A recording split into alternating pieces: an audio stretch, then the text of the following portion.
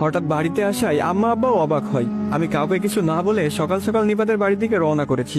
নিজের এলাকা পেরিয়ে তাদের এলাকাতে যাই, আর দেখতে পাই একটা বিয়ের গেট।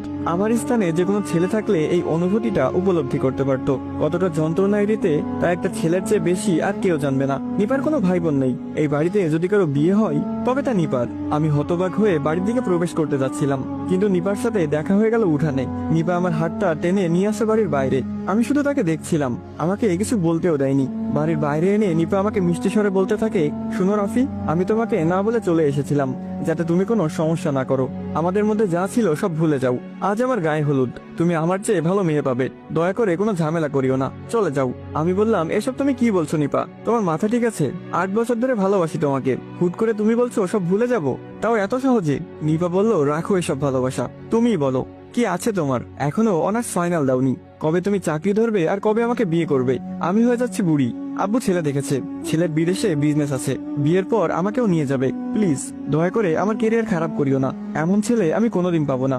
নিপা, তুমি সত্যিই ঠিক আছো? আর আমি কি স্বপ্ন দেখতেছি? এসব তুমি নিজের মুখে বলতেছো কিভাবে নিপা?